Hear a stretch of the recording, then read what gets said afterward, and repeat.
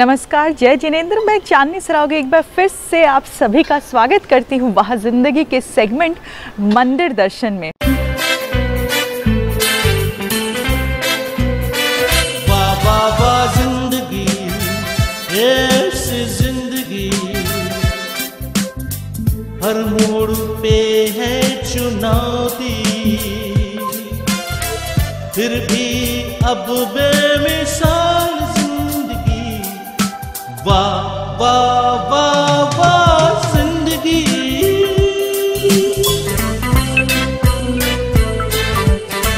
कभी थी धूप जिंदगी, कभी है शाम, जीते हैं जिंदगी के हर एक दाव। जाने ज़माना ये जाने आलम, चलते हैं साथ यूं खुशी और गम, खुशी और गम। वाह वाह वाह जिंदगी, ये ऐसी जिंदगी, हर मोड़ पे है चुनौती, फिर भी अब बेमिसाल जिंदगी। वाह वाह वाह वाह जिंदगी।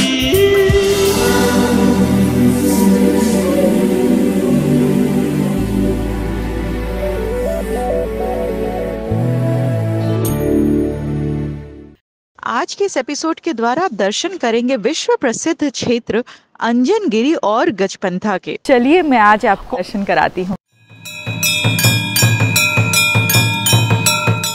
वहाँ जिंदगी के द्वारा लगातार देश के विभिन्न जैन मंदिरों के दर्शन घर बैठे आपको कराया जाता है। साथ ही साथ वहाँ जिंदगी का एक ये भी प्रयास रहता है कि हमारी अति प्राचीन जीर्ण शीर्ण हो गए जैन मंदिरों पर भी फिल्म बनाकर समाज के सामने लेकर आए, जिससे उनका जीर्णोद्धार होकर उन्हें संरक्षण मिल सके। इसी क्रम में हमारी टीम महाराष्ट्र के नासिक से करीब 30 किलोमीटर दूर अति प्राचीन क्षेत्र अंजनगिरी पहुंची। चलिए जानते हैं इस क्षेत्र का इतिहास। जय जिनेंद्र में सबिता जैन। वहाँ जिंदगी की टीम पहुंच चुकी है नासिक से कुछ ही किलोमीटर दूर अति प्राचीन सिद्ध क्षेत्र अंजनगिरी। मान्यता के अनुसार श्री हनुमान जी का जन्म स्थान अंजनगिरी में हुआ था और उनकी माता का नाम से ये स्थान को, इस स्थल को अंजनगिरी कहा जाता है। तो चलिए आप सबको इस मंदिर से अवगत कराती हूँ। जैन रामायण के अनुसार पवन पुत्र हनुमान का जन्म अंजनेरी की पर्वत गुफा में हुआ था। फलस्वरूप उनकी माता के नाम से ही इस गांव को, अंजनेरी पर्वत को अंजनगिरी कहा जाता है। यहाँ किसी समय 108 जैन मंदिर थे, परंतु आज यहाँ पर भग्न अवस्था में केवल 11 जैन मंदिर ही बचे हैं। अंजनगिरी पहाड़ पर भी अनेक जैन मंदिर, गुफाएं आदि हैं, पर पुरातत्व विभाग के द्वारा इन्हें अपने नियंत्रण में ले लिया गया है, जिस कारण वहाँ जिंदगी की टीम पूरे पर्वत तक नहीं पहुँच सकी।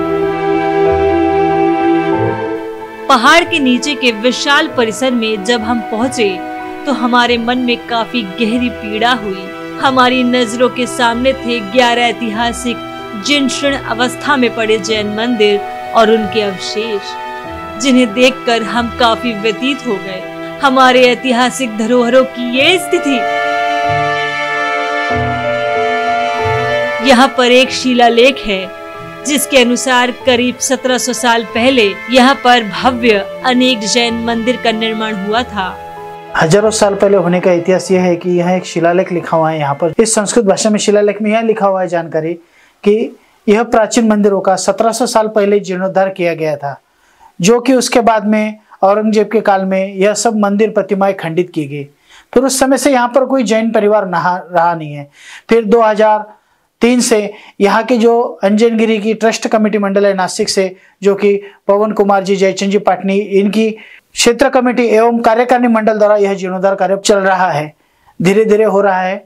और इसी शिलालेख द्वारा कहा जाता है कि यह मंदिर हजारों साल पुराने हैं और औरंगजेब के काल में यह सब खंडित किए गए हैं।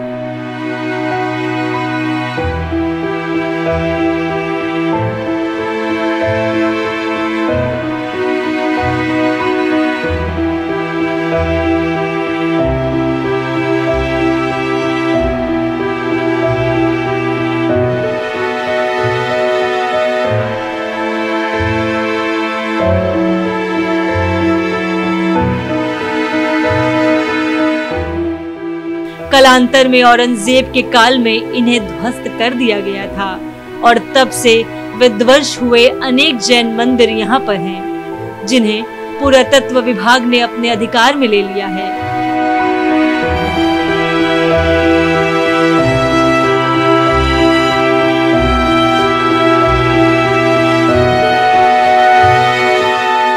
हमारी टीम ने जीर्ण हो गए एक एक मंदिर और वहां पे पड़े अवशेषों को देखा, जिन्हें देखकर हमारी आंखों में आंसू आ गए।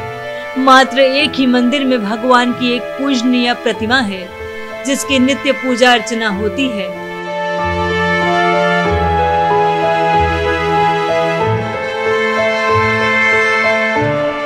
कुछ कदम आगे बढ़कर जीर्ण हो गए एक अन्य मंदिर के खुले प्रांगण में भगवान आदिनाथ की एक प्रतिमा रखी हुई थी। ये प्रतिमा भले ही काफी जीर्ण हो चुकी है, पर काफी चमत्कारिक है। इसके भी नित्य अभिषेक होते हैं। मैं अभी आई अंजनगिरी और यहाँ आके मैं बहुत भावुक हूँ, क्योंकि जब मैं यहाँ आई और अपने जैन के धरोहर को इस तरह जीर्ण शीर्ण अवस्था में देखी और तीर्थंकर आदिनाथ भगवान की मूर्ति जो खुले आसमान के नीचे विराजमान है, ये देख के मैं बहुत व्यथित हूँ। आज यह 11 मंदिर टोटल जीर्ण शीर्ण अवस्था में है और उनका जीर्णोद्धार करना अत्यावश्यक है। उन सभी सैकड़ों प्रतिमा में जो जीर्ण शीर्ण अवस्था में है, उनमें से मात्र यह भगवान आदिनाथ जी की प्रतिमा है जो कि शेष है। और इनका अतिशय यह रहा है कि इन प्रतिमा जी को कहीं पर भी दूसरी जगह स्थापित करने का प्रयास कीजिए, दूसरी जगह विराजमान करने का प्रयास कीजिए या उठाने का प्रयास कीजिए, यह प्रतिमा जगहों से नहीं हिल पाती है। आज भी यह अतिशय कायम है यहाँ पर। आज भी हम लोग यहीं पर भगवान आदिनाथ जी की अभिषेक पूजा अर्चना करते हैं। इस मूर्ति के द्वारा कोई चमत्कार देखा गया? यहाँ पे आज से लगभग 2 साल पहले एक व्यक्ति आए थे, जो मन में एक भावना लिए के आए थे। तो वो जब यहाँ आए तो उन्होंने यहाँ श्रीफल चढ़ाया। तत्काल वहाँ से उनके पास फ़ोन आया कि आप जो केस बरसों से आप जो लड़ रहे थे, उस केस का फाइनल जो है अपने पक्ष में आया है। इस परिसर से जब हम पीड़ा के भाव लेकर क्षेत्र के मुख्य स्थल पहुँचे तो हमें एक अद्भुत आनंद और खुशी का अनुभव हुआ। हमारे सामने थी 21 फीट ऊंची पद्मासन में भगवान शांतिनाथ की प्रतिमा। 100 टन वजनी इस भव्य प्रतिमा के दर्शन करीब 5 किलोमीटर दूर से ही हो जाते हैं।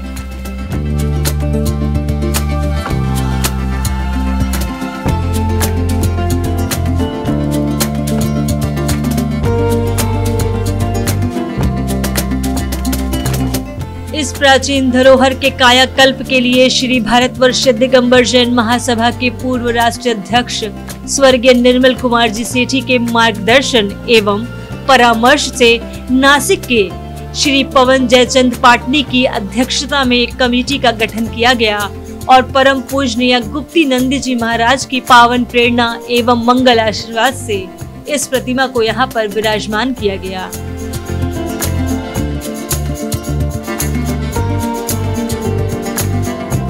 इस प्रतिमा का पंच कल्याणक साल 2016 में आचार्य गुप्ती नंदी जी और देव नंदी जी सहित अन्य करीब 55 जैन साधु संतों के मंगल सानिध्य में संपन्न हुआ।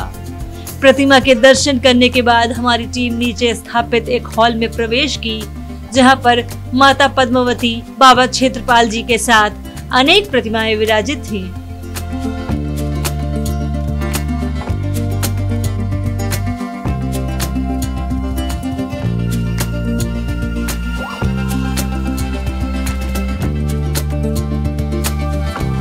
इस परिसर के मुख्य विशाल तल में एक भव्य मंदिर का निर्माण कार्य काफी द्रुत गति से चल रहा है, जहां 24 तीर्थंकरों की प्रतिमाएं स्थापित होंगी।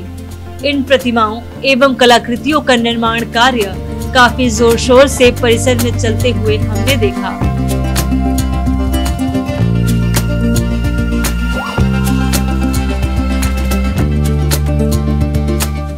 मुख्य परिसर के बगल में ही एक छोटा सा चैत्यालय है, जिसमें स्थापित है करीब 550 साल प्राचीन पार्श्वनाथ की प्रतिमा, जिनके बारे में कहा जाता है कि जो भी भक्त यहाँ सच्चे मन से प्रार्थना करता है, उसकी प्रार्थना स्वीकार होती है। साल 2015 में मुनि श्री विपिन सागर जी की प्रेरणा एवं मंगल आशीर्वाद से इसकी वेदी प्रतिष्ठा कराई गई। इस क्षेत्र में काफी बड़ी संख्या में श्रद्धालु अब आने लगे हैं। उनकी आवास और भोजन के लिए यहाँ समुचित व्यवस्था भी की गई है।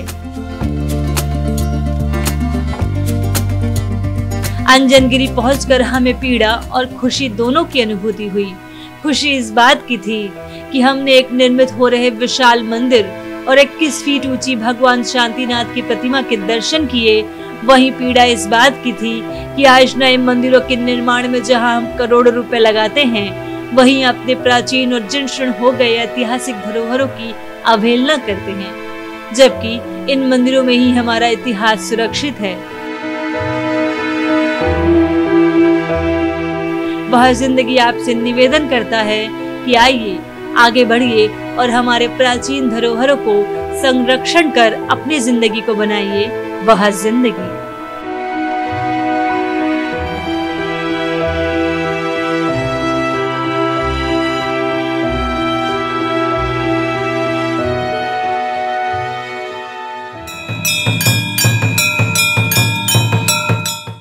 अब वक्त हो चला है लेने का एक छोटा सा ब्रेक, कहीं जाइएगा मत।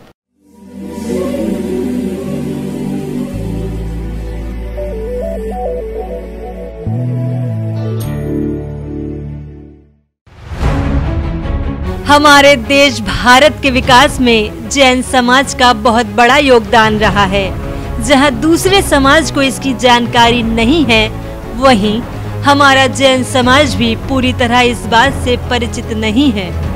पिछले 2 साल से वह जिंदगी जैन रत्न के नाम से एक टीवी शो प्रसारित कर रहा है, जिसके सीजन 1, 2 और 3 के द्वारा अभी तक जैन समाज की 150 प्रतिभाओं को दुनिया के सामने लाने का प्रयास किया गया है।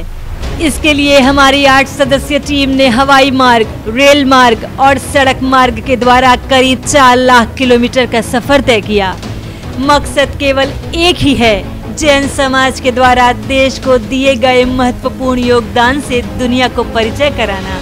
देश के विकास में जैन समाज के व्यक्तियों ने हर क्षेत्र में अपना महत्वपूर्ण योगदान दिया है। जहां न्याय के क्षेत्र में हम उच्च स्तर पर पहुंचे हैं, वहीं राजनीतिक क्षेत्रों में भी हमारे समाज ने उच्च स्थान प्राप्त किया है।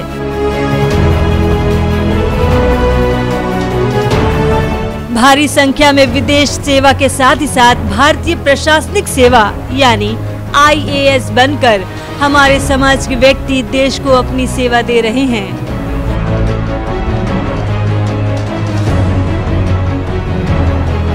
भारतीय पुलिस में भी जैन समाज के अनेक व्यक्ति हैं जो देश की सुरक्षा में लगे हैं। साथ ही IRS और अन्य उच्च पदों पर रहकर देश के राजस्व को बढ़ा रहे हैं। उद्योग और व्यवसाय में तो हर क्षेत्रों में हमारे समाज का बहुत बड़ा योगदान है। हर देश के विकास में इस क्षेत्र का महत्वपूर्ण स्थान होता है और हमारा जैन समाज उद्योग और व्यवसाय में अव्वल है। यहाँ तक कि इस क्षेत्र में हमारे समाज के लोग विदेशों में भी काफी बड़ा कार्य कर रहे हैं।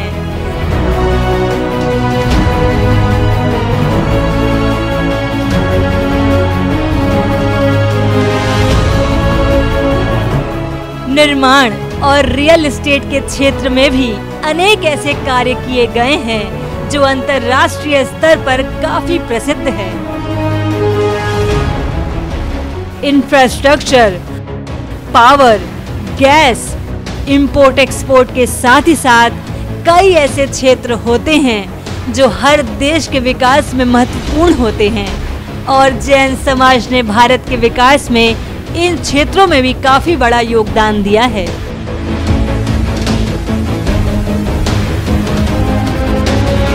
कॉर्पोरेट क्षेत्र में भी हम अग्रणी हैं। हर देश की आर्थिक स्थिति का अंदाजा शेयर मार्केट से लगता है, जिसमें भी जैन समाज के दिग्गज व्यक्ति हैं। स्वास्थ्य के क्षेत्र में भी हमारे समाज का काफी बड़ा योगदान है, जो लोगों को नव जीवन दे रहा है। शिक्षा के क्षेत्र में भी हमारा समाज अव्वल है।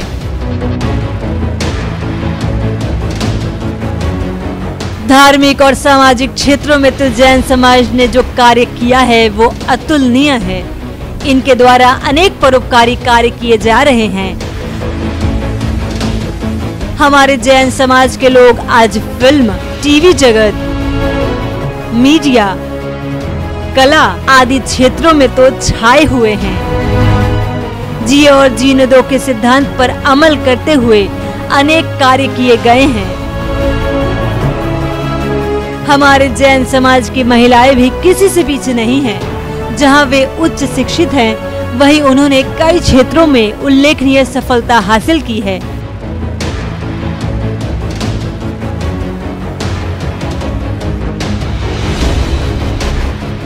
यहाँ तक कि हमारे समाज की बच्चियों ने विश्व के मानचित्र पर अपना स्थान बनाया है।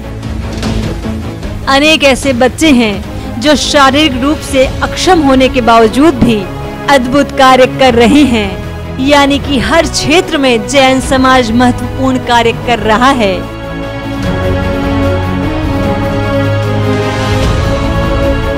यहाँ तक कि कई अन्य धर्मावलंबियों की जैन धर्म के सिद्धांतों में गहरी आस्था है। अभी तक जैन समाज के सीजन 1, 2 और 3 के द्वारा 150 जैन प्रतिभाओं से देश और दुनिया को परिचय कराने का प्रयास किया गया है। दुर्भाग्यवश हमारे जैन समाज को वो सम्मान नहीं मिला जिसके वो हकदार हैं। हमारा मकसद है कि देश में चल रहे नारे हिंदू, मुस्लिम, सिख, ईसाई में बदलाव कर अब इसे हिंदू, मुस्लिम, जैन, सिख, ईसाई किया जाए।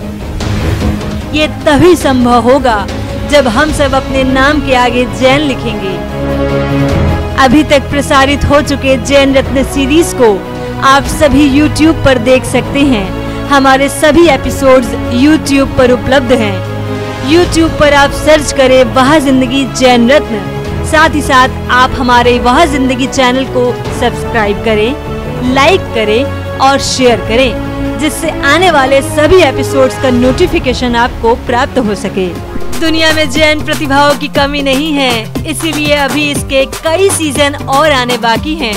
जैन रत्न सीजन 1, सीजन 2, सीजन 3 के प्रसारित होने के बाद अब इसके सीजन 4 की शूटिंग काफी जोर शोर से पूरे देश में शुरू हो चुकी है, जिसका प्रसारण अति शीघ्र आदिनाथ टीवी पर होगा।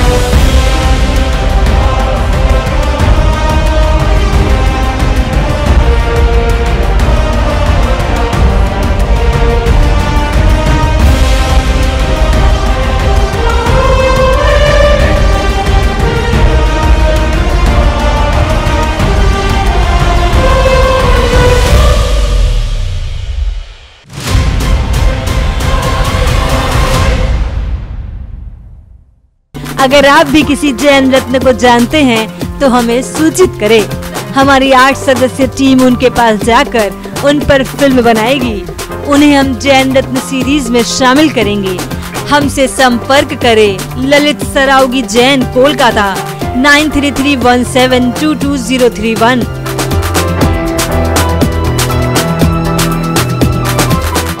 सबिता जैन, कोलकाता 9038348983।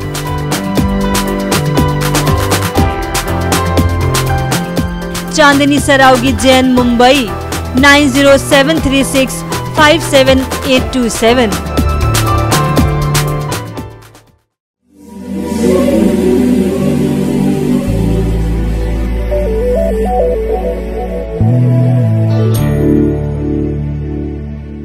ब्रेक के उस पार मैं चांदनी सरावगी एक बार फिर से आप सभी का मंदिर दर्शन में स्वागत करती हूँ। चलिए हम आगे बढ़ते हैं और मंदिरों के दर्शन करते हैं। प्राचीन और ऐतिहासिक अंजनगिरी तीर्थ के दर्शन कर वह जिंदगी की टीम पहुंची अंजनगिरी से करीब 32 किलोमीटर दूर एक और प्राचीन और ऐतिहासिक सिद्ध क्षेत्र गजपंथा में।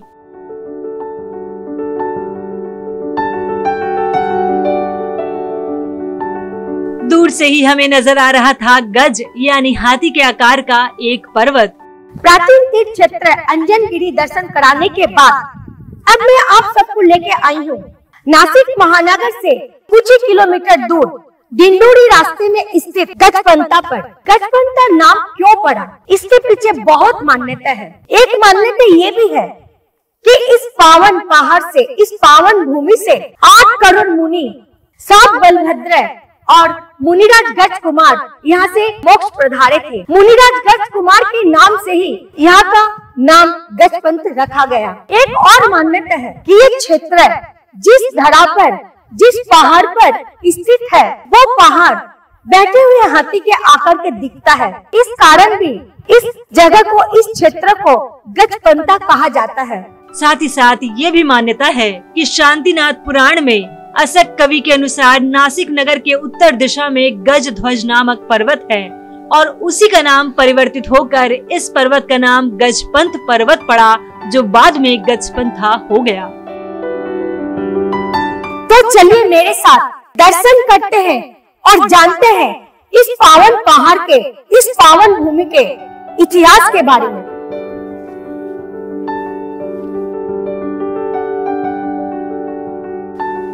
जय जिनेन्द्र। आइए प्राचीन अतिशयकारी सिद्ध भूमि श्री दिगंबर जैन तीर्थ क्षेत्र गजपंथा जी के पावन भूमि में आपका स्वागत है।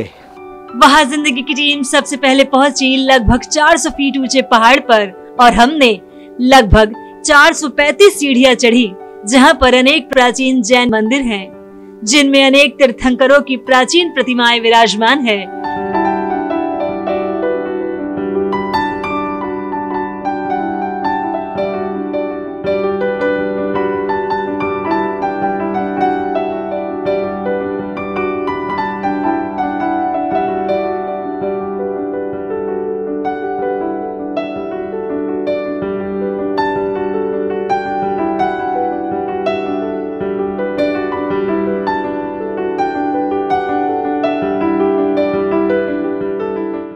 इस प्राचीन मंदिरों में अद्भुत कलाकृति की गई है और साथ ही साथ इनका रख रखाव भी काफी व्यवस्थित तरीके से किया गया है।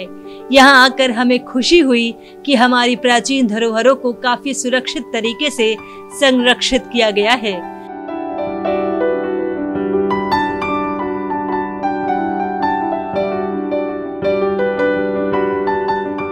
इस पर्वत से पूरे क्षेत्र का भव्य दृश्य दिख रहा था।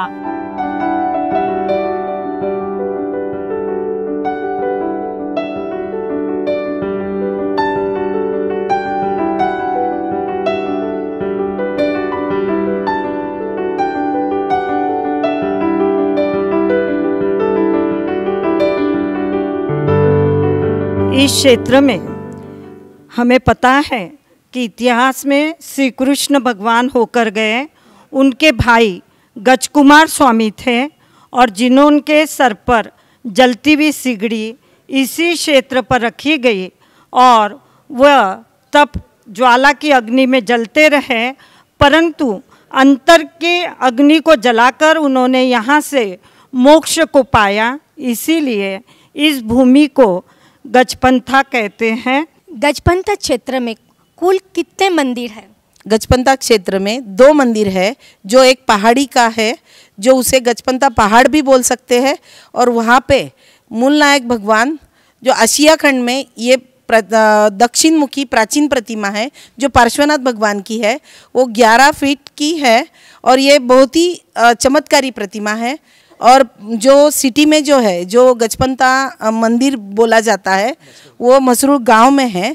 मसरूर गांव में जो मंदिर है वो मूल नायक भगवान वहाँ पे महावीर स्वामी है।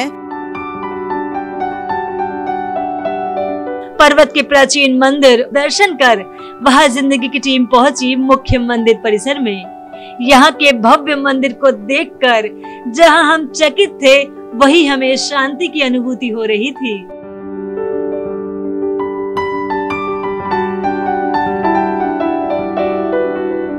यहाँ पर भगवान महावीर स्वामी की प्रतिमा मूल नायक के रूप में विराजमान है।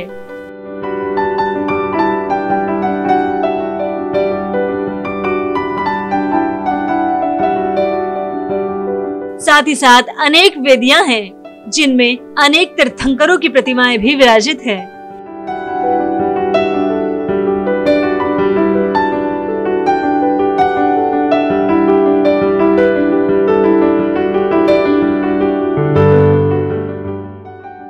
मंदिर के बाहर सातों बलभद्र एवं गज कुमार स्वामी की खड़गासन भव्य प्रतिमाएं भी विराजित हैं।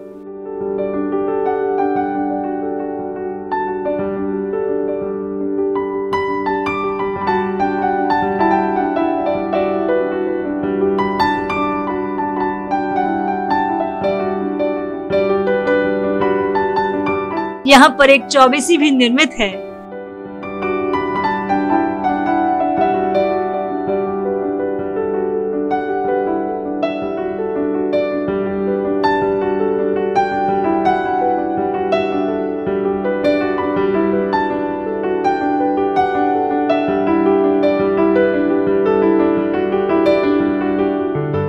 मंदिर की साज सज्जा काफी आकर्षक तरीके से की गई है। छतों पर कांच की मनमोहक नक्काशी की गई है जो प्रकाश में अद्भुत किरणें फैलाती हैं। पूरा मंदिर परिसर अद्भुत शांति का एहसास करा रहा था।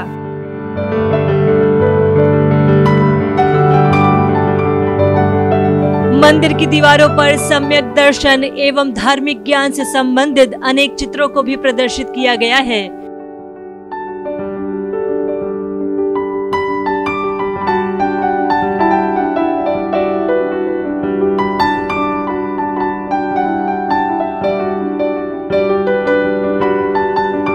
मंदिर की वेदियों पर अष्ट धातु की अनेक छोटी छोटी प्रतिमाएं भी विराजित हैं।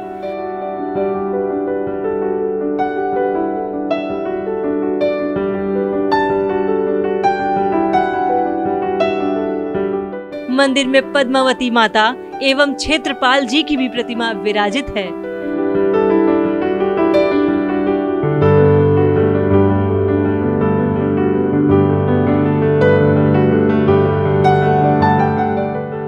रात में यहाँ का दृश्य काफी अलौकिक होता है। इस क्षेत्र में सालाना अनेक कार्यक्रम आयोजित होते हैं जिस कारण इस क्षेत्र में हजारों लोगों का आना जाना रहता है। इस क्षेत्र में सालाना लाखों श्रद्धालु आते होंगे। यात्रियों के लिए इस क्षेत्र में क्या क्या सुविधा है? यहाँ पर धर्मशाला है जिसमें 28 कमरे हैं, भोजनशाला जो सुबह शाम दोनों समय चलती है। गजपंता पहाड़ पे ले जाने के लिए यात्रियों को मुफ्त में व्यवस्था की जाती है। सुबह यहाँ हर रोज पहाड़ पे जाने के लिए वाहन उपलब्ध होता है, ड्राइवर की भी व्यवस्था होती है। जैन धर्मावलंबियों के लिए एक भव्य धर्मशाला निर्मित है। साथ ही काफी विशाल और स्वच्छ भोजनशाला भी निर्मित है जहां हमने शाम का भोजन भी किया। परिसर में एक विशाल हॉल भी निर्मित है जहां अनेक धार्मिक कार्यक्रम आयोजित होते हैं।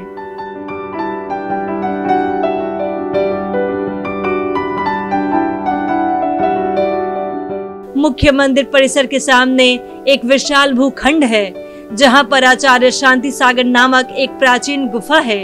इस गुफा में आचार्य शांति सागर महाराज तपस्या किया करते थे।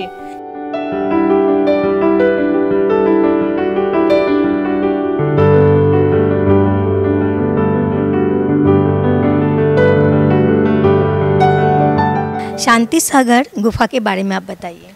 देखिए, यहाँ 1937 में प्रथमाचार्य श्री शांति सागर महाराज जी के जो चातुर्मास हुए थे उस टाइम वहाँ जो जहाँ चातुर्मास किया है उसकी यादगार वहाँ शांति सागर गुफा मंदिर बनाया हुआ है और उसके बाजू में आदिनाथ और महावीर भगवान जी की प्रतिमा स्थित है। सन 1973 में तपस्वी सम्राट सुधर्म सागर जी ने यम संग लेखना लेकर समाधि मरण को प्राप्त किया। इसी जगह उनकी समाधि स्थल निर्मित की गई है।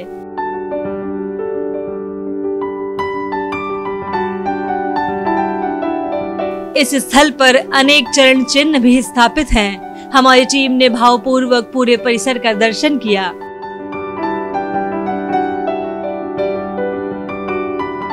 इसी परिसर में भगवान आदिनाथ और भगवान महावीर स्वामी के साथ अनेक तीर्थंकरों की मनमोहक खड़गासन प्रतिमाएं भी स्थापित की गई है। भविष्य में इस विशाल भूभाग में अनेक उपयोगी निर्माण हो रहे हैं।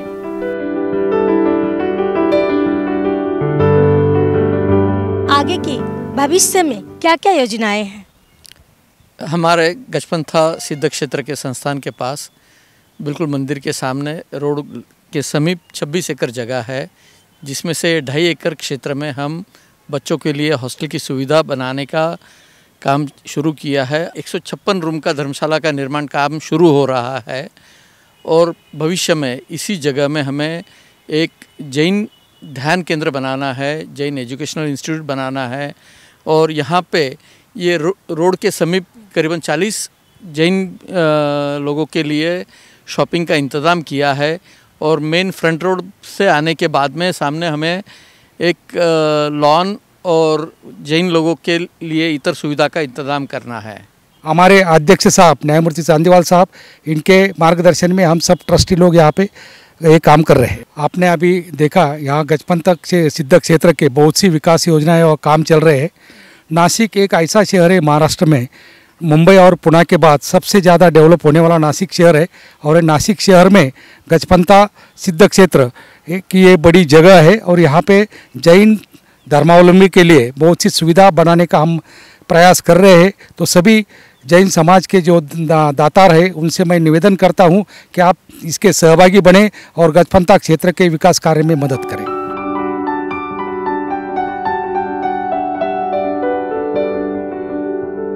मुख्य मंदिर परिसर में एक पाठशाला भी चलती है, जहां बच्चों को आधुनिक शिक्षा के साथ ही साथ जैन धर्म की शिक्षा भी दी जाती है।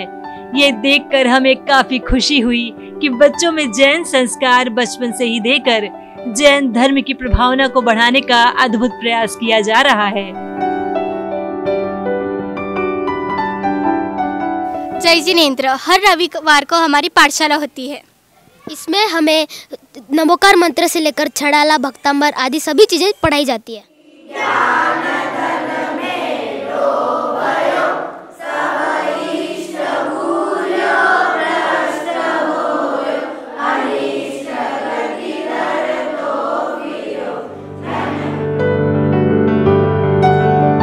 गजपंथा ट्रस्ट द्वारा वह जिंदगी टीम का भी सम्मान किया गया, जिससे हमने अपने को गौरवान्वित महसूस किया। गजपंथा तीर्थ क्षेत्र की हम पूरी ट्रस्ट कमेटी वह जिंदगी चैनल का बहुत बहुत शुक्रगुजार करते हैं। वह जिंदगी चैनल और ये सारे कैमरामैन, आप लोग ये जैन तीर्थ को भारतवर्ष में जोड़कर और भारतवर्ष में जैन तीर्थ की मालूमात देकर जो पुण्य का काम अर्जित कर रहे हो, ये काम बहुत ही उल्लेखनीय है। मैं मिस्टर शरावगी साहब, कैमरामैन, पूरी टीम, सविता जैन और सभी वह जिंदगी चैनल को बहुत बहुत शुभकामनाएं देता हूँ। हम पूरे ट्रस्ट कमेटी की तरफ से, पूरे जैन समाज की तरफ से वह जिंदगी चैनल का बहुत बहुत धन्यवाद। क्षेत्र के विकास के लिए अनेक कार्य किए जा रहे हैं। गजपंथा का नाम हमारी टीम ने सुन रखा था और हम इस क्षेत्र के दर्शन करने को काफी व्याकुल भी थे। हमारी टीम को ये मौका मिला और हमने इस क्षेत्र के दर्शन कर खुद को धन्य समझा। अगर आपने अभी तक इस पावन भूमि के दर्शन नहीं किए हैं तो आज यहाँ आने का कार्यक्रम बनाकर सह परिवार दर्शन कर अपनी जिंदगी को बनाइए वह जिंदगी।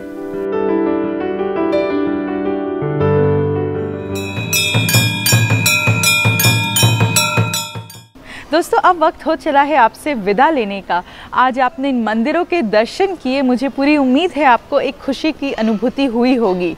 हमसे दिए गए नंबर पर संपर्क करके जरूर बताएं कि यह प्रयास आपको कैसा लगा।